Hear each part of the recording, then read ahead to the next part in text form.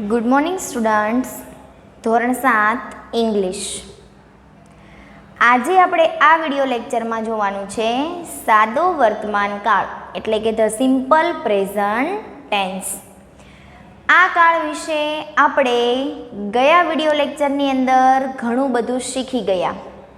એટલે કે વાક્ય રચના કેવી હોય, ક્રિયાપદને શું લગાવવાથી સાદા વર્તમાન કાળનું ક્રિયાપદ બને, કરતા કયો હોય ત્યારે કયું ટુ બીનું ક્રિયાપદ આવે, WH ક્વેશ્ચનથી કઈ રીતે વાક્ય બને, આખું આપણે સાદો વર્તમાન કાળમાં જે આપણા અત્યારે સિલેબસમાં છે તે આપણે ગયા વિડિયો લેક્ચરની અંદર શીખી ગયા છીએ. અને એ વિડિયો લેક્ચરમાં જે તમને શીખવાડવામાં આવેલું હતું એ દરેકે પોતાની નોટમાં લખવાનું હતું. હવે આજે આપણે એ જ કાળમાં જોઈશું, પણ આજે આપણે શું કરવાનું છે, સિમ્પલ પ્રેઝન્ટ ટેન્સ એનું આપણે ગ્રામરની સ્વાપોથીમાં પૂરવાનું છે. દરેક વિદ્યાર્થીઓ પાસે જે ગ્રામરની સ્વા છે એટલે કે આપણી પાસે છે ગ્રામર એન્ડ કમ્પોઝિશન. તો આ ગ્રામર અને કમ્પોઝિશન દરેક વિદ્યાર્થીએ અત્યારે લેવાનું છે. તો તમારે ગ્રામર એન્ડ કમ્પોઝિશન અને પેન લઈને બેસવાનું છે. આપણે હવે ગ્રામરમાં પૂરીએ છીએ સાદો વર્તમાન કાળ. તો સાદો વર્તમાન કાળ ગ્રામરમાં પૂરીએ છીએ. ચાલો, પ્રશ્ન 1, ખાલી જગ્યા પૂરો. ખાલી જગ્યા પૂરો, એમાં આપણે સાદા વર્તમાન કાળની ખાલી જગ્યા પૂરવાની છે. ફરી એકવાર ખાલી જગ્યા પૂરતા પહેલાં આપણે એટલું યાદ કરી લઈએ કે ખાલી જગ્યા કઈ રીતે પૂરાય. તો કરતા બહુવચન હોય વી, યુ અને ધે, તો ક્રિયાપદનું મૂળ રૂપ આવશે. ત્રીજો પુરુષ એકવચન આઈ કરતા સાથે પણ ક્રિયાપદનું મૂળ રૂપ આવશે. હી, શી, ઇટ એક વચન કરતા સાથે આવશે ક્રિયાપદનું એસ અને ઈએસ વાળું રૂપ. ચાલો, પહેલી ખાલી જગ્યા જુઓ. ધ બોયઝ ખાલી જગ્યા ફૂટબોલ. બોયઝ એ કેવા છે, બહુવચન, કરતા બહુવચન છે. તો જે કાઉન્સનું ક્રિયાપદ છે એને એઝીટી આપણે સેમ જ લખીએ. એટલે કે પહેલી ખાલી જગ્યામાં શું જવાબ આવશે, પ્લે. દરેક વિદ્યાર્થીએ પ્લે, હું જે રીતે અહીંયા બોર્ડ પર જવાબ લખું છું એ રીતે તમારે સ્વાધ્યાય પોથીમાં એટલે કે ગ્રામરમાં તમારે પૂરવાનું છે. બીજી ખાલી જગ્યા છે મિતાલી ખાલી જગ્યા ક્લોથ્સ એવરી ડે. મિતાલી ત્રીજો પુરુષ એકવચન, કાઉન્સમાં આપણને ક્રિયાપદ આપેલું છે વોશ. તો વોશને શું લાગે, ઈએસ. કેમ કે એમાં એક નિયમ લાગુ પડે છે, ક્રિયાપદને અંતે SH છે. જો તો બીજાનો જવાબ આવશે વોશિશ. ત્રીજું, વી ખાલી જગ્યા અ ન્યૂ ટીચર. વી કરતા બહુવચન છે, ક્રિયાપદનું મૂળ રૂપ. તો હેવનું શું આવશે, હેવ જ. ચોથું, હી ખાલી જગ્યા ટુ ધ રિવર બેંક. હી ત્રીજો પુરુષ એકવચન, તો કાઉન્સમાં આપેલું છે ગો, તો ગોનું શું થઈ જશે, ગોઝ. અહીંયા પણ એક નિયમ લાગુ પડ્યો કે સ્પેલિંગના અંતે ઓ છે. આપણો નિયમ છે OX CH SH SS હોય તો પાછળ શું લગાવવાનું, ES. પાંચમું, અતુલ ખાલી જગ્યા કાઇટ્સ. અતુલ ત્રીજો પુરુષ એકવચન, તો કાઉન્સમાં આપણને ક્રિયાપદ આપેલું છે ફ્લાઇઝ. તો ફ્લાઇઝનું શું થઈ જશે, કાઉન્સમાં ક્રિયાપદ છે ફ્લાય, એનું શું થઈ જશે, ફ્લાઇઝ.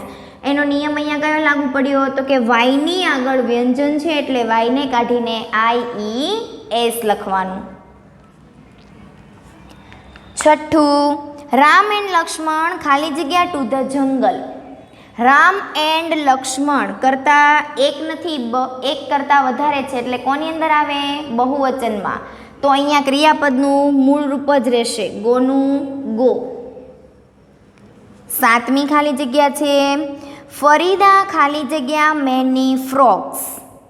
ફરીદા ત્રીજો પુરુષ એકવચન, છોકરીનું નામ છે. તો અહીંયા કાઉન્સમાં આપણને આપેલું છે હેવ, પણ હેવ અને હેઝનો મતલબ થાય ની પાસે હોવું. એમાં આપણો એક નિયમ હતો કે હી શી ઇટ સાથે શું આવે, હેઝ આવે, અને આઈ વી યુ ધે કરતા સાથે હેવ આવે. તો અહીંયા સાતમામાં જવાબ આવશે હેઝ. કેમ હેઝ આવ્યું? કેમ કે ફરીદા ત્રીજો પુરુષ એકવચન, એની સાથે કયું ક્રિયાપદ આવે? હેઝ. 8મું, મિસિસ વ્યાસ ખાલી જગ્યા અસ ઇંગ્લિશ. મિસિસ વ્યાસ ત્રીજો પુરુષ એકવચન, તો ટીચ ક્રિયાપદ છે એની પાછળ શું લાગે? ઈએસ. કેમ? કેમ કે સ્પેલિંગમાં છેલ્લે શું આપેલું છે? સીએચ. તો 8માની અંદર જવાબ આવશે ટીચીસ. 9મું, ધ બેબી ખાલી જગ્યા ફોર મિલ્ક. બેબી ત્રીજો પુરુષ એકવચન. અહીંયા આપણને બેબી એટલે એક વચનમાં જ કીધું છે, બેબીઝ નથી, બરાબર? એટલે ક્રાય એનું બહુવચન થશે, વાય કાઢીને IES, ક્રાઇસ. કેમ? કેમ કે વાયની આગળ વ્યંજન છે આર, માટે વાય નીકળી જાય અને શું લાગે? IES. ચાલો પાછળ જો. 10મી ખાલી જગ્યા, વી ખાલી જગ્યા ટુ સ્કૂલ અર્લી. વી ખાલી જગ્યા ટુ સ્કૂલ અર્લી. કરતા કોણ છે? વી. બહુવચન કૌંસમાં આપેલું છે આપણને કમ, તો બહુવચન કરતા સાથે ક્રિયાપદનું કેવું રૂપ રહેશે? મૂળ રૂપ, એટલે કમનું કમ. 11મું, દીપા ખાલી જગ્યા સારીઝ. દીપા ત્રીજો પુરુષ એકવચન, ક્રિયાપદ આપણું છે બાય, તો બાયમાં શું લાગશે પાછળ? એસ. કેમ? કેમ કે બાયમાં વાયની આગળ સ્વર છે, માટે અહીંયા વાય નીકળશે નહીં, ફક્ત શું લાગશે? એસ. 12મી ખાલી જગ્યા છે, ધ ગર્લ્સ ખાલી જગ્યા ગુજરાતી સોંગ. કૌંસમાં આપેલું છે સિંગ, પણ ધ ગર્લ્સ એ કરતા બહુવચન છે, તો બહુવચન કરતા છે માટે ક્રિયાપદ એનું એ જ રહેશે. સિંગનું શું રહેશે? સિંગ. આગળ જોઈએ. આ ખાલી જગ્યા છે ને ધ ગર્લ્સ વાળી મેં કીધું ને, એ 12મી નહીં, હા 12મી જ હતી, સોરી. 13મી જોઉં. જય ખાલી જગ્યા પોયમ્સ. જય ત્રીજો પુરુષ એકવચન, કૌંસમાં આપણને આપેલું છે વ્રાઇટ, તો વ્રાઇટનું શું થઈ જશે? વ્રાઇટ્સ, એસ લાગશે. એના પછી 14મી ખાલી જગ્યા, ધ ગર્લ્સ ખાલી જગ્યા રંગોળી. ગર્લ્સ બહુવચન, છોકરીઓ, તો બહુવચન કરતા સાથે ક્રિયાપદનું મૂળ રૂપ. કૌંસમાં આપણને આપેલું છે ડ્રો એટલે દોરું, તો એનું એ જ આવશે બેઠું એઝ ઇટ ઇઝ ડ્રો. 15મું, માય ગ્રાન્ડફાધર ખાલી જગ્યા ઇન ધ ગાર્ડન. ગ્રાન્ડફાધર ત્રીજો પુરુષ એકવચન, કૌંસની અંદર ક્રિયાપદ છે વોક, તો વોકમાં શું લાગશે? એસ. વોક્સ. કેમ કે ગ્રાન્ડફાધર ત્રીજો પુરુષ એકવચન છે એટલે દાદા. આ હતો પ્રશ્ન 1, એની 15 ખાલી જગ્યા. સાદા વર્તમાનકાળની અંદર આ આપણે ખાલી જગ્યા પૂરી. જે લોકોને બાકી છે સ્ક્રીનશોટ લઈ લેશે. હવે આપણે આગળ જોઈએ છીએ પ્રશ્ન 2. પ્રશ્ન 2 છે કે કૌંસમાં આપેલા શબ્દનો ઉપયોગ કરીને વાક્ય બનાવો. હવે આ વાક્ય કયા છે? તો કે WH ક્વેશ્ચન જે આપણે શીખેલા છીએ એ શું હતું? તો વિધાન વાક્યમાંથી આપણે WH ક્વેશ્ચન બનાવતા હતા, પરંતુ અહીંયા શું છે? WH ક્વેશ્ચન આપેલા છે અને એમાંથી આપણે વિધાન વાક્ય બનાવીએ છીએ. ચાલો પ્રશ્ન 2માં WH ક્વેશ્ચન પરથી આપણે વિધાન વાક્ય બનાવીએ. પ્રશ્ન 2, પહેલું વાક્ય, who teaches us maths? હવે WH ક્વેશ્ચનમાં ફરી એકવાર યાદ અપાવી દઉં છું. આજે WHO, who એટલે કોણ, what એટલે શું, when એટલે ક્યારે, where એટલે ક્યાં, how many એટલે કેટલા. આના પ્રમાણે આપણે બીજું જોઈએ તો કે who એટલે વ્યક્તિનું સ્થાન, વોટ એટલે વસ્તુનું, વેર એટલે જગ્યા કે સ્થળનું, વેન એટલે સમયનું, હાઉ મેની એટલે વસ્તુ.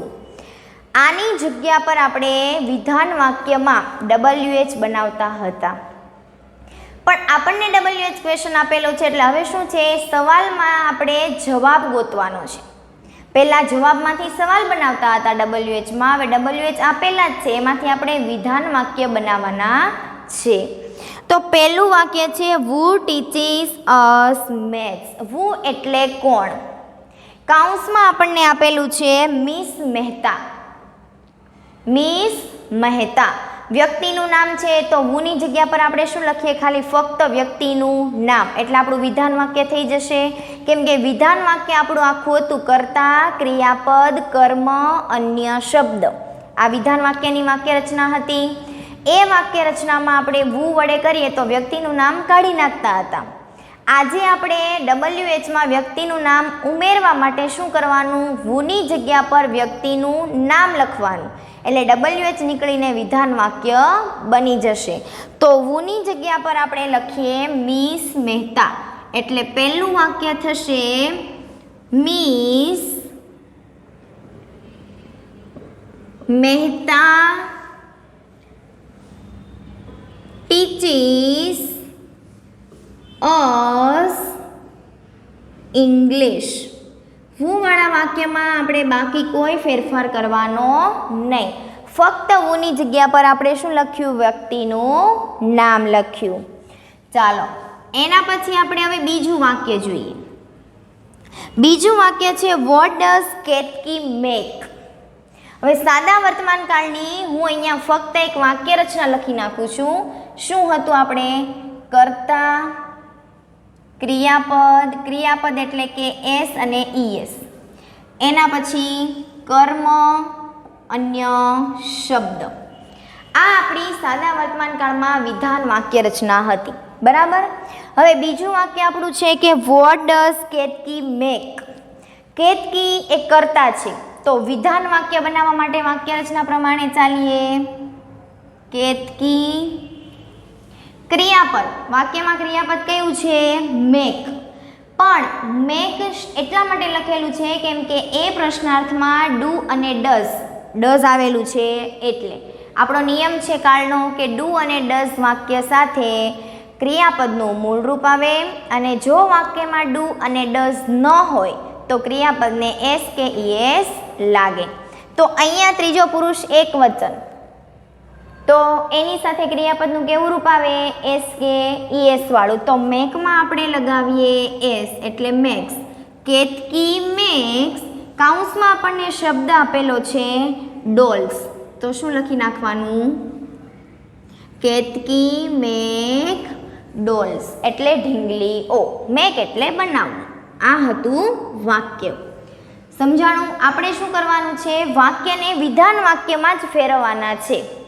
વિધાન વાક્યની વાક્ય રચના છે કર્તા, એસ કે ઈએસ વાળું ક્રિયાપદ, કર્મ અને અન્ય શબ્દ.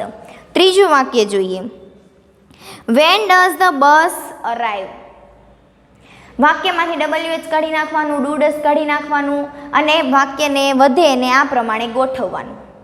તો પહેલા આપણે લખીએ કર્તા તરીકે ધ બસ. અરાઈવ એ ક્રિયાપદ છે પહોંચવું. આમાં આપણને આપેલું છે અરાઈવ ક્રિયાપદનું મૂળ રૂપ, પણ આમાં થશે અરાઇવ્સ, કેમ કે વસ્તુ છે બસ, તો એના માટે સર્વનામ શું આવે? ઈટ આવે. સર્વનામ ત્રીજો પુરુષ એક વચનનું શું આવે? ઈટ આવે. આ ઈટ નથી લખવાનું, મેં સમજાવવા માટે લખેલું છે. આપણું વાક્ય છે ધ બસ arrives 6 o'clock.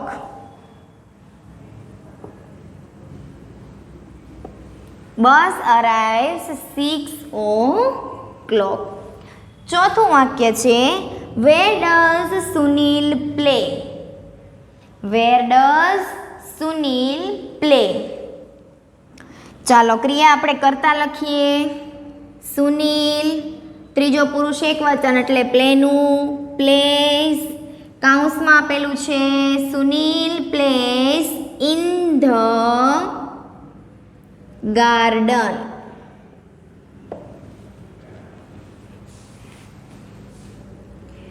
પાંચમું વાક્ય છે how many apples do you it every day. હવે જો આ વાક્યમાં કરતા છે યુ, પણ કાર ચલાવતી વખતે પણ મેં કીધેલું છે અને આજે પણ કહું છું કે પ્રશ્ન પૂછે છે કે તમે દરરોજના કેટલા એપલ ખાવ છો, તો આપણે જવાબ આપીએ ત્યારે કરતા બદલાઈ જાય છે. તમેનો કરતા શું થઈ જાય? હું દરરોજ 1 સફરજન ખાઉં છું, હું દરરોજ 2 સફરજન ખાઉં છું. કરતા બદલાઈ ગયો એટલા માટે જવાબ લખતી વખતે કરતા પણ બદલાઈ જશે. યુનું શું થઈ જશે? આઈ. ક્રિયાપદનું મૂળ રૂપ આઈ સાથે આઈ ઈટ. કેટલા સફરજન છે? તો કે 2. કૌંસમાં આપણને આપેલું છે 2, તો લખીએ I eat 2 apples every day. દરરોજ 2 સફરજન ખાઉં છું. ચાલો છઠ્ઠું જોઈએ. When do Krishna and Ram reach home. Krishna અને રામ એ બંને કર્તામાં લઈએ આપણે, તો વાક્યની શરૂઆતમાં લખશું કૃષ્ણ એન્ડ રામ. ક્રિયાપદ છે આપણું રીચ, તો રીચનું રીચ જ રહેશે કેમ કે કર્તા અહીંયા એક વચન નથી, એક કરતાં વધારે નામ છે એટલે કર્તા કયો થાય? બહુવચન. રીચ કૌંસમાં આપણને આપેલું છે કેટલા વાગે પહોંચે છે? તો કે 5 o'clock home. Krishna and Ram reach at 5 o'clock home. અથવા આપણે વાક્યને આ પ્રમાણે પણ લખી શકીએ કે Krishna and Ram reach home at 5 o'clock. આ પણ સાચું જ છે. ચાલો એના પછી વાક્ય 7મું જોઈએ. What do the children like. What do the children like. કરતા કોણ છે? ચિલ્ડ્રન એટલે બાળકો. તો વાક્ય લખીએ ધ ચિલ્ડ્રન બાળકો. તો એનું ક્રિયાપદ એની સાથે કેવું આવે? મૂળ ક્રિયાપદ. લાઈક કૌંસમાં આપેલું છે સ્ટોરીઝ.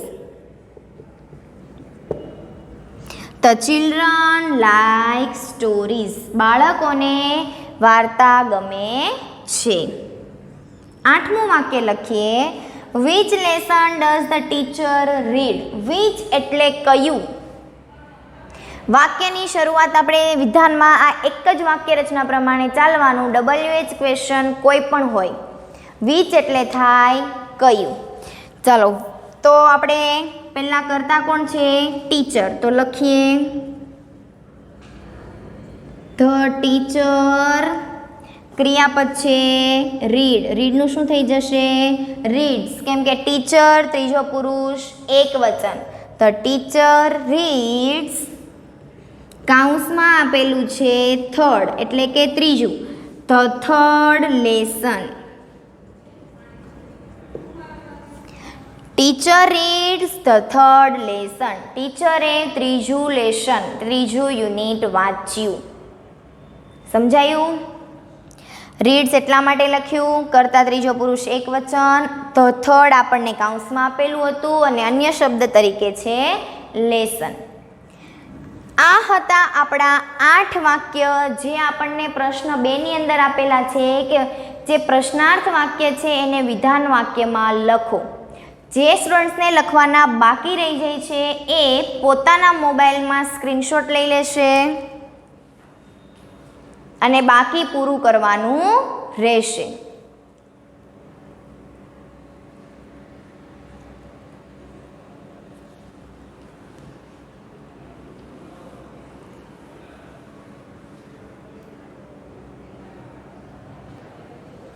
ચાલો આગળ આપણે જોઈએ છીએ પ્રશ્ન 3. પ્રશ્ન 3ની અંદર શું કીધું છે? તો આપણને એવું કીધું છે કે જે અંડરલાઈન કરેલો શબ્દ છે એ કાઢીને આપણે એની જગ્યાએ WH ક્વેશ્ચન મૂકવાનો છે. હવે હતું વિધાન વાક્ય. વિધાન વાક્ય આપેલા છે, આપણે એનું શું કરવાનું છે? પ્રશ્નાર્થ વાક્ય કરવાના છે. ગયા વિડીયો લેક્ચરની અંદર જ્યારે નોટમાં લખાવાનું હતું તમને સમજાવેલું છે કે જે શબ્દની નીચે અંડરલાઈન આવે અને એમાં તમને જે WH ક્વેશ્ચન લાગુ પડતો હોય એટલે કે WH વર્ડ જે લાગુ પડતો હોય વાક્યની શરૂઆતમાં તમે એ લખો એટલે એમાં એને દર્શાવતો વાક્યમાંથી શબ્દને શું કરવાનો કાઢી નાખવાનો. એટલા માટે અહીંયા સરળ છે. તમને જો વાક્યમાં છે ને અંડરલાઈન જ આપી દીધી છે તે તમે જે વાક્ય બનાવો ને એટલે અંડરલાઈનવાળો શબ્દ કાઢી નાખવાનો, છેલ્લે શું મૂકી દેવાનું પ્રશ્નાર્થ ચિહ્ન. પણ આપણે WH ક્વેશ્ચનની એકવાર વાક્ય રચના યાદ કરી લઈએ તો હુની તો તમને બધાને ખબર જ છે કે વ્યક્તિનું નામ હોય એની જગ્યા પર WHO હુ લખવાનું, છેલ્લે પ્રશ્નાર્થ ચિહ્ન, બાકી આખું વાક્ય જેમ છે તેમ જ લખી દેવાનું. પણ વોટ, વેર અને વેન, વોટ, વેર અને વેન એની અત્યારે વાક્ય રચના હું ફરીવાર બોર્ડમાં સાઈડ પર લખું છું કે યાદ રાખવા માટે. તમારે આ ગ્રામરમાં ક્યાંય લખવાની નથી. તો પહેલાં તો WH ક્વેશ્ચન, પછી ડુ કે ડઝ, કર્તા, ક્રિયાપદ, બાકી રહેલું વાક્ય. આ આપણા WH ક્વેશ્ચનની વાક્ય રચના છે. વોટ, ડુ, ડઝ, કર્તા અને ક્રિયાપદ. ચાલો પહેલું વાક્ય જો. Amol and Nita go to school at 11 o'clock. પહેલી અંડરલાઈન કોના નીચે છે? વ્યક્તિના નામ નીચે. તો એને કાઢવા માટે ત્યાં શું લખવાનું? વુ લખવાનું. એટલે પહેલા વાક્યની અંદર હું પહેલું લખું છું વુ, એટલે અંડરલાઈન વાળો શબ્દ નીકળી ગયો. બાકીનું ક્યાંથી વાક્ય છે? ગોથી. તો એ બેઠું જ લખી દેવાનું. Go to school at 11 o'clock. અને છેલ્લે શું મૂકવાનું? પ્રશ્નાર્થ ચિહ્ન. ચાલો એક વાક્ય બની ગયું પહેલામાં. હવે આપણે બીજું બનાવીએ. બીજા વાક્ય, એ જ વાક્યમાં બીજા કોની નીચે અંડરલાઈન છે? To school. તો શાળા એ સ્થળ બતાવે છે. તો સ્થળ બતાવવા માટે આપણી પાસે WHમાં કયો શબ્દ છે? વેર. તો આ વાક્ય વેરથી બનશે. Where does, sorry where does નહીં લાગે, વેર ડુ આવશે. કેમ કે કર્તા આપણો વાક્યમાં જો બહુવચન છે, બે વ્યક્તિ છે ને, અમોલ એન્ડ નીતા, એટલે અહીંયા શું આવશે? ડુ. વેર ડુ કર્તા લખીએ આપણો Amol and Nita go. Underline કરેલો શબ્દ લખવાનો નહીં. પાછળનું વાક્ય લખી દઈએ એટ 11 o'clock. ત્રીજું લખીએ. હવે અંડરલાઈન કરેલી છે 11 o'clock ઉપર, તો એ આખું નીકળી જશે. પણ એ શું દર્શાવે છે? સમય. તો સમય દર્શાવવા માટે WH ની અંદર શબ્દ છે વેન. તો વાક્ય બનશે વેનથી. When do Amol and Nita go to school. પ્રશ્નાર્થ ચિહ્ન. ટૂંકમાં તમે એક લખ્યું ને એટલે એટલી સમજ પડી કે જે શબ્દનો અંડરલાઈન કરેલો છે એ શબ્દની જગ્યાએ તમે જે WH વાપરો છો એના પછી કર્તાના આધારે ડુ ડઝ લખ્યા પછી શું કરવાનું? તો એક સરળ રીત, પહેલેથી વાક્ય જોતું જવાનું, જે લખવાનું બાકી છે એ લખતું જવાનું, છેલ્લે પ્રશ્નાર્થ ચિહ્ન. એટલું યાદ રાખવાનું કે અંડરલાઈન કરેલો શબ્દ લખાઈ જાય નહીં. બરાબર? બીજું વાક્ય જો. Bhuriben sells milk. પહેલાં તો વ્યક્તિના નામની નીચે અંડરલાઈન છે એટલે બીજા વાક્યમાં પહેલું બનશે વુથી. વુ સેલ્સ મિલ્ક. પ્રશ્નાર્થ ચિહ્ન. બીજું વાક્ય છે એમાં મિલ્ક નીચે અંડરલાઈન આપેલી છે. મિલ્ક એટલે શું? વસ્તુ છે, દૂધ. તો શું માટે શબ્દ છે? વોટ. વોટ કરતા કોણ છે? ભૂરીબેન. તો અહીંયા આવશે ડઝ. What does. ચાલો વાક્ય જો. ભૂરીબેન સેલ. અહીંયા સેલ્સ નહીં આવે. કેમ કે વાક્યમાં શું આવ્યું? ડઝ. જે વાક્યમાં ડુ અને ડઝ આવે એમાં શું આવે? ક્રિયાપદનું મૂળ રૂપ, માટે પ્રશ્નાચિહ્ન. ચાલો ત્રીજું જો, the moon shines at night. At night સમય બતાવે છે, તો એટ નાઇટ માટે આપણે વાપરશું વેન. વેન ધ મૂન, ત્રીજો પુરુષ એક વચન ઈટમાં આવે, એનું સર્વનામ ઈટ થશે, એટલે અહીંયા આવશે does. The moon does, sorry, van does the moon shine. S નીકળી જશે અને પ્રશ્નાચિહ્ન, કેમ કે વાક્યમાં ડઝ આવે છે એટલે એસ નીકળી જશે. ત્રીજામાં આપણને એકની નીચે અંડરલાઈન આપેલી હતી એટલે વાક્ય પણ એક જ બનશે. ચોથું જો, વી play cricket on the school playground. પહેલાં આપણે બનાવીએ વીનું, તો કર્તાના જગ્યા પર અંડરલાઈન છે એટલે વુ આવશે. આખું વાક્ય બેઠું લખીએ, who play cricket on the school playground. પ્રશ્નાચિહ્ન. ચાલો બીજી આપણી અંડરલાઈન છે ક્રિકેટ નીચે. ક્રિકેટ એટલે રમત, શું રમે છે? તો શુંથી પ્રશ્ન પૂછાણો એટલા માટે એમાં વપરાશે WH, વોટ. વોટ કરતા બહુવચન છે એટલે અહીંયા શું આવશે? ડુ. ચાલો વાક્ય પહેલેથી જોતા જવાનું, ક્રિકેટ શબ્દ નહીં લખવાનો, બાકી બધું લખતું જવાનું. What do we play on the school playground. પ્રશ્નાચિહ્ન. ત્રીજું વાક્ય છે ઓન ધ સ્કૂલ પ્લેગ્રાઉન્ડ. સ્કૂલનું મેદાન, જગ્યા બતાવે છે, તો એના માટે કયો શબ્દ છે? Where, WH. Where do we play cricket. પ્રશ્નાચિહ્ન. હવે તો તમને આ વાક્ય આવડી ગયા હશે, કે તમને એટલું વાક્યમાંથી ઓળખતા આવડી જાય કે આની જગ્યા પર કયો WH ક્વેશ્ચન લાગે. એટલે બાકી તમારું વાક્ય એકદમ ઇઝી છે. WH ક્વેશ્ચન કરતા પ્રમાણે ડુ ડઝ લખવાનું, પહેલેથી વાક્ય જોતું જવાનું, જેનું વાક્ય છે એ શબ્દ નહીં લખવાનો, બાકીનું લખતું જવાનું, છેલ્લે પ્રશ્નચિહ્ન. ચાલો પાંચમું વાક્ય છે Rakesh eats an apple in the morning. પહેલાં એક કામ કરો, લખી નાખો. જેને લખવાનું બાકી છે ફટાફટ સ્ક્રીનશોટ લઈ લેશે.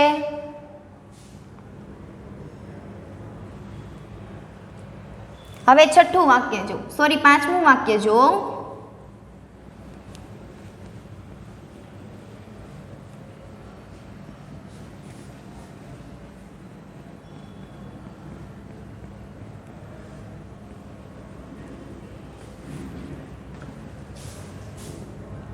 પહેલું, Rakesh eats an apple in the morning. Rakesh વ્યક્તિનું નામ છે, તો પહેલા તો શું આવે? Who eats an apple in the morning. પ્રશ્નાચિહ્ન. બીજું વાક્ય એન એપલ. એન એપલ એટલે સફરજન વસ્તુ થઈ, તો શુંથી પ્રશ્ન પૂછીએ? તો એના માટે આપણે WH મૂકીએ વોટ. કરતા છે રાકેશ, તો શું આવે વોટ પછી? ડઝ. રાકેશ ઈટનું થઈ જશે, ઇટ્સનું થઈ જશે ઈટ, કેમ કે વાક્યમાં શું આવ્યું? Does. What does Rakesh eat in the morning. પ્રશ્નાચિહ્ન. પાંચમાનું છેલ્લું વાક્ય છે, અંડરલાઈન આપેલી છે ઇન ધ મોર્નિંગ નીચે. ઇન ધ મોર્નિંગ શું બતાવે છે? સમય બતાવે છે, તો એના માટે WH ની અંદર પ્રશ્ન છે when does Rakesh eat an apple. પ્રશ્ન ચિહ્ન. ચાલો એના પછી આપણે જોઈએ છઠ્ઠું વાક્ય, mister Joshi goes to the office. આપણને અંડરલાઈન આપેલી છે ઓફિસ નીચે. ઓફિસ એ શું બતાવે છે? સ્થળ એટલે કે જગ્યા. તો એના માટે આપણે શું લખીએ? વેર. WH ની અંદર વેર. કરતા છે મિસ્ટર જોશી, ત્રીજો પુરુષ એક વચન. Does mister Joshi goes. ગોઝનું થઈ જશે ગો, કેમ કે વાક્યમાં આવેલું છે ડઝ. છઠ્ઠામાં આપણે એક જ નીચે અંડરલાઈન હતી. સાતમું જો, mister Patel goes to his shop at 9 AM. પહેલું છે વ્યક્તિના નામની નીચે, તો ત્યાં લખીએ who goes to his shop at 9 AM. પ્રશ્નાચિહ્ન. હવે આપણે બીજું વાક્ય એની નીચે અંડરલાઈન એમાં આપેલી છે બીજા શબ્દમાં હિઝ શોપ. હિઝ શોપ એ જગ્યા બતાવે છે, સ્થળ બતાવે છે, માટે ત્યાં શું આવશે? વેર આવશે. વેર ડઝ મિસ્ટર પટેલ નામ હતું એટલા માટે ડઝ. હવે લખીએ where does mister Patel go at 9 AM. હવે એના પછી ત્રીજામાં આપણે એટ 9 AM કાઢવાનું છે સમય. તો એને દર્શાવતો શબ્દ કયો છે? વેન. તો પાછું વાક્ય લખીએ when does mister Patel go to his shop. પ્રશ્નાચિહ્ન. એના પછી આઠમું વાક્ય જોઈએ. The train reaches Vadodara at 10 PM. Vadodara એ સ્થળ છે, તો એના માટે આપણું WH થશે વેર. કરતા કોણ છે? ધ ટ્રેન, ત્રીજો પુરુષ એક વચન, સર્વનામ થશે ઇટ, માટે અહીંયા આવશે does. Where does the train reach. ES નીકળી જશે, વાક્યમાં ડઝ વપરાયું એટલે. Reach at 10 AM. હવે એટ 10 AM કાઢીએ તો એ શું બતાવે છે? સમય. તો સમય માટે આપણે વાપરીશું when. When does the train rich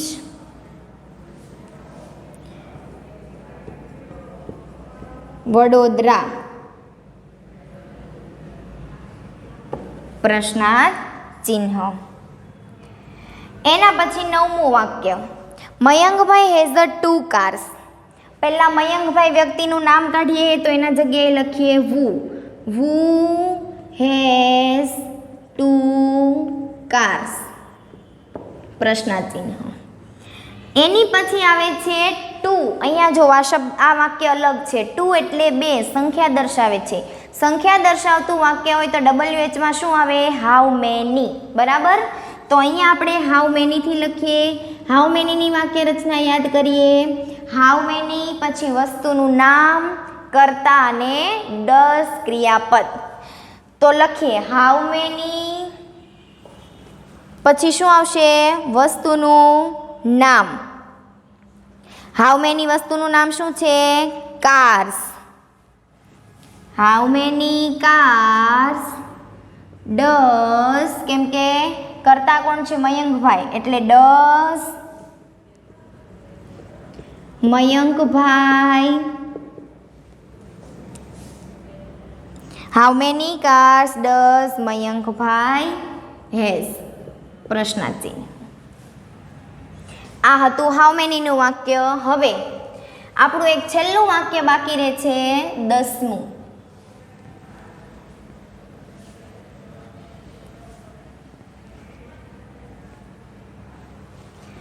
ચાલો 10મું વાક્ય છે the gardener a stick in his hand. Stick એટલે લાકડી, વસ્તુ છે તો એના માટે આપણે WH શું વાપરીએ? વોટ. વોટ.